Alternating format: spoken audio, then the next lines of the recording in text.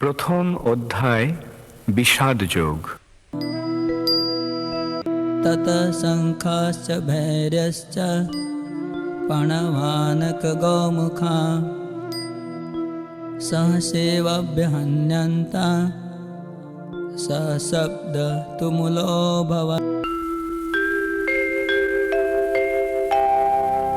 শুনি সেই শত্রুরা যত শঙ্খ ভেরি প্রমুখ পণবানক বাজিল সত্তরি।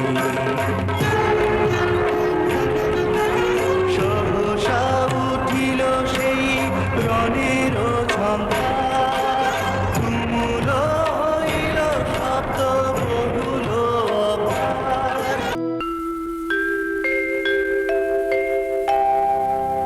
তারপর শঙ্খ, ভেরি, পনব, আনক, ঢাক ও গোমুখ শিঙাসমূহ হঠাৎ একত্রে ধ্বনিত হয়ে এক তুমুল শব্দের সৃষ্টি হল। তত শ্বেতের্হয়ে যুক্তে মহতি স্যন্দনে স্থিতো মাধব পাণ্ডবশ্চৈব দিব্যো শঙ্খো প্রদদ্মতো।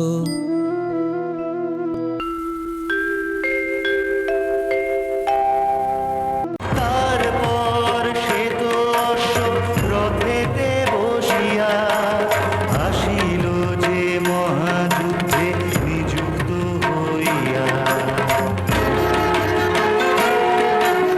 মাধব আর পাণ্ডব দিব্য শঙ্খ ধরি বাজাইল পরে পরে অপূর্ব মাধুরী।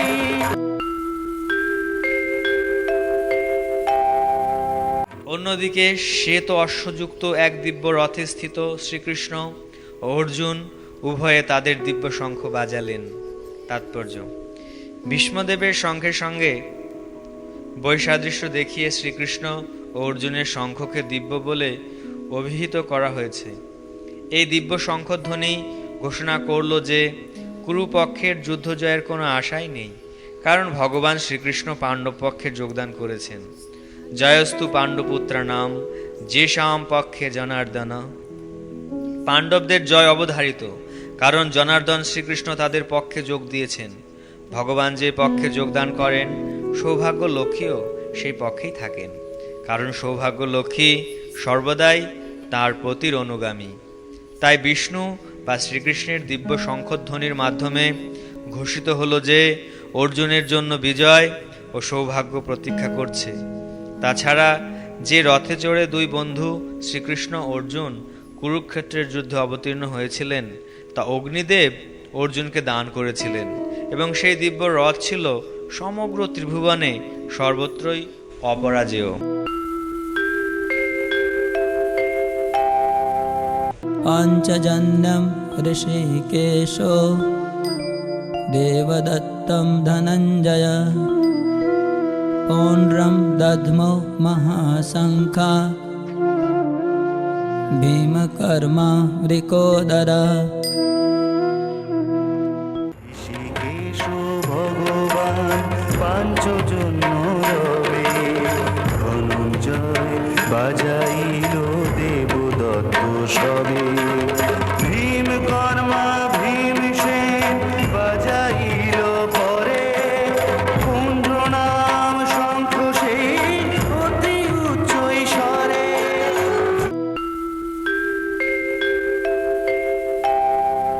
তখন শ্রীকৃষ্ণ পাঞ্চজন্য নামক তার শঙ্খ বাজালেন, অর্জুন বাজালেন তার দেবদত্ত নামক শঙ্খ, এবং বিপুল ভোজনপ্রিয় ও ভীমকর্মা ভীমসেন বাজালেন পৌণ্ড্র নামক তার ভয়ঙ্কর শঙ্খ। তাৎপর্য: শ্রীকৃষ্ণকে এই শ্লোকে ঋষিকেশ বলা হয়েছে, যেহেতু তিনি হচ্ছেন সমস্ত ঋষিক বা ইন্দ্রিয়ের ঈশ্বর। জীবেরা হচ্ছে তার অবিচ্ছেদ্য অংশ, তাই জীবদের ইন্দ্রিয়গুলিও হচ্ছে তার ইন্দ্রিয় সমূহের অবিচ্ছেদ্য অংশ। নির্বিশেষবাদীরা জীবের ইন্দ্রিয়সমূহের মূল উৎস কোথায় তার হদিশ খুঁজে পায় না, তাই তারা সমস্ত জীবদের ইন্দ্রিয়বিহীন ও নির্বিশেষ বলে বর্ণনা করতে তৎপর। সমস্ত জীবের অন্তরে অবস্থান করে ভগবান তাদের ইন্দ্রিয়গুলিকে পরিচালিত করেন। তবে এটি নির্ভর করে আত্মসমর্পণের মাত্রার উপর, এবং শুদ্ধ ভক্তের ক্ষেত্রে তার ইন্দ্রিয়গুলিকে ভগবান প্রত্যক্ষভাবে পরিচালিত করেন। এখানে কুরুক্ষেত্রের যুদ্ধক্ষেত্রে অর্জুনের দিব্য ইন্দ্রিয়গুলিকে ভগবান সরাসরিভাবে পরিচালিত করেছেন, তাই এখানে তাকে ঋষিকেশ নামে অভিহিত করা হয়েছে। ভগবানের বিভিন্ন কার্যকলাপ অনুসারে তার ভিন্ন ভিন্ন নাম আছে। যেমন মধু নামক দানবকে সংহার করার জন্য তার নাম মধুসূদন, গাভী ও ইন্দ্রিয়গুলিকে আনন্দ দান করেন বলে তার নাম গোবিন্দ, বসুদেবের পুত্ররূপে অবতীর্ণ হয়েছিলেন বলে তার নাম বাসুদেব, দেবকীর সন্তানরূপে অবতীর্ণ হয়েছিলেন বলে তার নাম দেবকী নন্দন, বৃন্দাবনে যশোদার সন্তানরূপে তিনি তার বাল্যলীলা প্রদর্শন করেন বলে তার নাম যশোদানন্দন, এবং সখা অর্জুনের রথের সারথি হয়েছিলেন বলে তার নাম পার্থ সারথি। সেই রকম কুরুক্ষেত্রের রণাঙ্গনে অর্জুনকে পরিচালনা করেছিলেন বলে তার নাম ঋষিকেশ। এখানে অর্জুনকে ধনঞ্জয় বলে অভিহিত করা হয়েছে, কারণ বিভিন্ন যাগযজ্ঞের অনুষ্ঠান করার জন্য তিনি যুধিষ্ঠিরকে ধন সংগ্রহ করতে সাহায্য করতেন। তেমনি ভীমকে এখানে বৃকোদর বলা হয়েছে, কারণ যেমন তিনি হিড়িম্ব আদি দানবকে বধ করার মতো দুঃসাধ্য কাজ সাধন করতে পারতেন, তেমনি তিনি প্রচুর পরিমাণে আহার করতে পারতেন। সুতরাং পাণ্ডব পক্ষে ভগবান শ্রীকৃষ্ণ সহ বিভিন্ন ব্যক্তিরা যখন তাদের বিশেষ ধরনের শঙ্খ বাজালেন, সেই দিব্য শঙ্খধ্বনি তাদের সৈন্যদের অন্তরে অনুপ্রেরণা সঞ্চার করল। পক্ষান্তরে কৌরব পক্ষে আমরা কোনো রকম শুভ লক্ষণের ইঙ্গিত পাই না। সেই পক্ষে পরম নিয়ন্তা ভগবান নেই, সৌভাগ্যের অধিষ্ঠাত্রী লক্ষ্মী দেবীও নেই। অতএব তাদের পক্ষে যে যুদ্ধ জয়ের কোনো আশাই ছিল না, তা পূর্বে নির্ধারিত ছিল, এবং যুদ্ধের শুরুতেই শঙ্খধ্বনির মাধ্যমে সেই বার্তা ঘোষিত হলো। অনন্ত বিজয়ম রাজা কুন্তিপুত্র যুধিষ্ঠিরা নকুল সহদেবশ্চ সুঘোষমণিপুষ্পকো काश्यश्च परमेश्वासः शिखण्डी च महारथा दृष्टद्युम्नो विराटश्च सात्यकिश्चापराजिता द्रुपदो द्रौपदेयाश्च सर्वश पृथिवीपते सौभद्रश्च महाबाहो शङ्खान् दध्मो पृथक् पृथक्।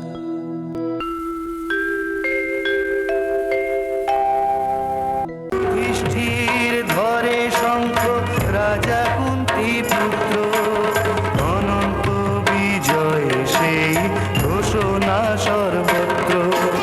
নকুল বাজালো শঙ্খ সুঘোষ তার নাম, সহদেব বাজালো মুনি পুষ্পক নাম।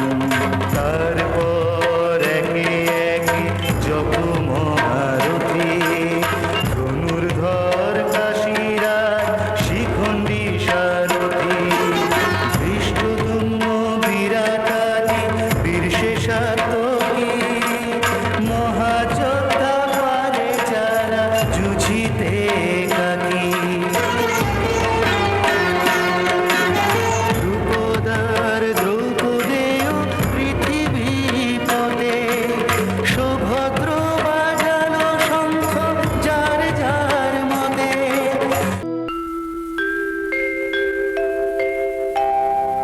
কুন্তিপুত্র মহারাজ যুধিষ্ঠির অনন্ত বিজয় নামক শঙ্খ বাজালেন, এবং নকুল ও সহদেব বাজালেন সুঘোষ ও মণিপুষ্পক নামক শঙ্খ। হে মহারাজ, তখন মহান ধনুর্ধর কাশীরাজ, প্রবল যোদ্ধা শিখণ্ডী, ধৃষ্টদ্যুম্ন, বিরাট, অপরাজিত সাত্যকী, দ্রুপদ, দ্রৌপদীর পুত্রগণ, সুভদ্রার মহান বলবান পুত্র এবং অন্য সকলে তাদের নিজ নিজ পৃথক শঙ্খ বাজালেন। তাৎপর্য: সঞ্জয় সুকৌশলে ধৃতরাষ্ট্রকে জানিয়ে দিলেন যে পাণ্ডুপুত্রদের প্রতারণা করে তার নিজের ছেলেদের সিংহাসনে বসাবার দুরভিসন্ধি করাটা তার পক্ষে মোটেই প্রশংসনীয় কাজ হয়নি। চারিদিক থেকে ইঙ্গিত পাওয়া যাচ্ছিল যে কুরুবংশের সমূলে বিনাশ হবে এবং পিতামহ ভীষ্ম থেকে শুরু করে অভিমন্যু আদি পুত্রেরা সকলেই যুদ্ধে নিহত হবেন। পৃথিবীর নানা দেশ থেকে উপস্থিত রাজা মহারাজা ও রথী মহারথীরা সকলেই নিহত হবেন। এই বিপর্যয়ের মূল কারণ ছিলেন মহারাজ ধৃতরাষ্ট্র স্বয়ং, কারণ তার পুত্রদের দুষ্কর্মে তিনি কখনো কোনো রকম বাধা দেননি, উপরন্তু তাদের সব রকম দুষ্কর্মে তিনি অনুপ্রেরণা জুগিয়েছেন। सघोषोधार्तराष्ट्राणां हृदयानि व्यदारयत् नभश्च पृथिवीं चैव तुमुलोऽभ्यनुनादयन्।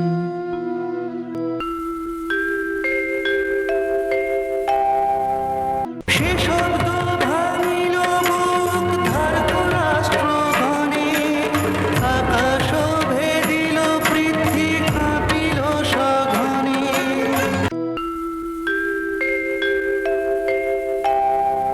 শঙ্খ নিনাদের সেই প্রচণ্ড শব্দ আকাশ ও পৃথিবী প্রতিধ্বনিত করে ধৃতরাষ্ট্রের পুত্রদের হৃদয় বিদারিত করতে লাগলো। তাৎপর্য: ভীষ্মদেব আদি কৌরব পক্ষের বীরেরা যখন শঙ্খ বাজিয়েছিলেন তখন পাণ্ডবদের বুক ভয়ে কেঁপে ওঠেনি, কিন্তু এই শ্লোকে আমরা দেখছি যে পাণ্ডবদের শঙ্খনাদে ধৃতরাষ্ট্রের পুত্রদের হৃদয় ভয়ে বিদীর্ণ হলো। পাণ্ডবদের মনে কোনো ভয় ছিল না, কারণ তারা ছিলেন সদাচারী এবং ভগবান শ্রীকৃষ্ণের শরণাগত। ভগবানের কাছে যিনি আত্মসমর্পণ করেন তার মনে কোনো ভয় থাকে না, চরম বিপদেও তিনি থাকেন অবিচলিত। अथ व्यवस्थितान् दृष्ट्वा धार्तराष्ट्रान् कपिध्वजा प्रवृत्ते शस्त्रसम्पाते धनुरुद्यम्य पाण्डवा ऋषिकेशं तदा वाक्यम् इदम् आह महीपते। কপিধ্বজ দেখি ধার্তরাষ্ট্রের বনে রে, যুদ্ধের সজ্জায় সেথা মিলিল অচিরে।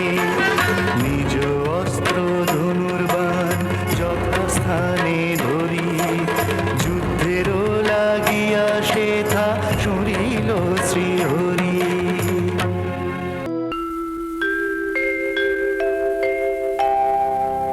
সেই সময় পাণ্ডুপুত্র অর্জুন হনুমান চিহ্নিত পতাকা শোভিত রথে অধিষ্ঠিত হয়ে তার ধনুক তুলে নিয়ে স্বর নিক্ষেপ করতে প্রস্তুত হলেন। হে মহারাজ, ধৃতরাষ্ট্রের পুত্রদের সমরসজ্জায় বিন্যস্ত দেখে অর্জুন তখন শ্রীকৃষ্ণকে এই কথাগুলি বললেন। তাৎপর্য: কুরুক্ষেত্র যুদ্ধের শুরুতেই আমরা দেখতে পাই পাণ্ডবদের অপ্রত্যাশিত সৈন্যসজ্জা দেখে ধৃতরাষ্ট্রের পুত্রদের হৃৎকম্প শুরু হয়ে গেছে। পরমেশ্বর ভগবান শ্রীকৃষ্ণ স্বয়ং কুরুক্ষেত্রের যুদ্ধে উপস্থিত থেকে পাণ্ডবদের পরিচালিত করেছিলেন, তাই কৌরবদের এই হৃৎকম্প হওয়াটা স্বাভাবিক। অর্জুনের রথে হনুমান অঙ্কিত ধ্বজাও একটি বিজয়সূচক ইঙ্গিত, কারণ রাম রাবণের যুদ্ধে হনুমান শ্রী রামচন্দ্রকে সহযোগিতা করেছিলেন এবং শ্রী রামচন্দ্র বিজয়ী হয়েছিলেন। কুরুক্ষেত্রের যুদ্ধেও অর্জুনকে সাহায্য করবার জন্য তার রথে শ্রী রামচন্দ্র ও হনুমান দুজনকেই উপস্থিত থাকতে দেখতে পাই। শ্রীকৃষ্ণই হচ্ছেন শ্রীরামচন্দ্র এবং যেখানে শ্রীরামচন্দ্র সেখানেই তার নিত্য সেবক ভক্ত হনুমান এবং নিত্য সঙ্গিনী সীতা লক্ষ্মীদেবী উপস্থিত থাকেন। তাই অর্জুনের কোনো শত্রুর ভয়েই ভীত হবার কারণ ছিল না। আর সবচেয়ে বড় কথা হচ্ছে যে সমস্ত ইন্দ্রিয়ের অধীশ্বর ভগবান শ্রীকৃষ্ণ তাকে পরিচালিত করবার জন্য স্বয়ং উপস্থিত ছিলেন। এভাবে যুদ্ধ জয়ের সমস্ত শুভ পরামর্শ অর্জুন পাচ্ছিলেন। তার নিত্যকালের ভক্তের জন্য ভগবানের দ্বারা আয়োজিত এই রকম শুভ পরিস্থিতিতে সুনিশ্চিত জয়ের ইঙ্গিত বহন করে। अर्जुन उवाच सेनयोर उभयोर्मध्ये रथं स्थापयमेच्युत यावदेतान् निरीक्ष्येऽहं योद्धुकामान् अवस्थितान् कैर्मया सह योद्धव्यम् अस्मिन् रणसमुद्यमे। মহিপতে পাণ্ডুপুত্র কহে ঋষিকেশে, সেনার মাঝে রথের প্রবেশে যাব তো দেখিব এই যুদ্ধকামী গণে তাবত রাখিবে রথ অচ্যুত এখানে দেখিবারে চাহি কেবা আসিয়াছে হেথা কাহারও সহিত হবে যুঝিবারে সেথা।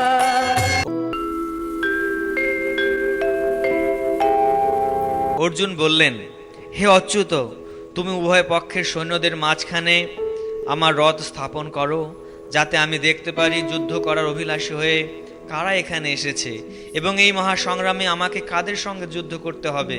তাৎপর্য: যদিও শ্রীকৃষ্ণ হচ্ছেন পরমেশ্বর ভগবান, তবুও তিনি অহৈতুকী কৃপাবশে তার প্রিয় সখা অর্জুনের রথের সারথি হয়ে তার সেবা করছেন। ভক্তের প্রতি করুণা প্রদর্শনে ভগবান কখনো চ্যুত হন না, তাই তাকে এখানে অচ্যুত বলে সম্ভাষণ করা হয়েছে। অর্জুনের রথের সারথি হবার ফলে তাকে অর্জুনের আদেশ অনুযায়ী কাজ করতে হয়েছিল এবং যেহেতু তা করতে তিনি কুণ্ঠিত হননি, তাই তাকে অচ্যুত বলে সম্বোধন করা হয়েছে। যদিও তিনি তার ভক্তের রথের সারথি হয়েছেন, তবুও তার পরম পদ কেউ দাবি করতে পারে না। সকল অবস্থাতেই তিনি হচ্ছেন পরম পুরুষ ভগবান বা সমস্ত ইন্দ্রিয়ের অধীশ্বর ঋষিকেশ। ভগবানের সঙ্গে ভক্তের সম্পর্ক মধুর ও অপ্রাকৃত। ভক্ত সর্বদাই ভগবানের সেবায় উন্মুখ। ঠিক তেমনি ভগবানও তার ভক্তের কোনো রকম পরিচর্যা করতে সুযোগের অন্বেষণ করেন। ভগবান যখন তার কোনো শুদ্ধ ভক্তের আদেশ অনুসারে তাকে পরিচর্যা করার সুযোগ পান, তখন তিনি অসীম আনন্দ উপভোগ করেন। ভগবান হচ্ছেন সর্বলোক মহেশ্বর। যেহেতু তিনি হচ্ছেন প্রভু, প্রত্যেকেই তার আদেশের অধীন এবং তাই তাকে আদেশ দেবার মতো তার ঊর্ধ্বে আর কেউ নেই। কিন্তু যখন তিনি দেখেন যে কোনো শুদ্ধ ভক্ত তাকে আদেশ করছেন, তখন তিনি দিব্য আনন্দ লাভ করেন। যদিও সকল অবস্থাতেই তিনি হচ্ছেন অভ্রান্ত প্রভু। ভগবানের শুদ্ধ ভক্তরূপে অর্জুন কখনোই কৌরবদের সঙ্গে যুদ্ধ করতে চাননি, কিন্তু কোনো রকম শান্তিপূর্ণ মীমাংসা করতে অনাগ্রহী দুর্যোধনের দুর্দমনীয় মনোভাব তাকে যুদ্ধে অবতীর্ণ করতে বাধ্য করেছিল। তাই তিনি যুদ্ধের আগে একবার দেখে নিতে চেয়েছিলেন তার বিপক্ষে যুদ্ধ করতে কে কে সেই রণাঙ্গনে উপস্থিত হয়েছিল। যদিও যুদ্ধক্ষেত্রে শান্তি স্থাপন করার কোনো প্রশ্নই ওঠে না, তবুও যুদ্ধের আগে অর্জুন একবার সকলকে দেখতে চেয়েছিলেন এবং তিনি দেখে নিতে চেয়েছিলেন সেই অন্যায় যুদ্ধে কৌরবেরা কতখানি উৎসাহী ছিল।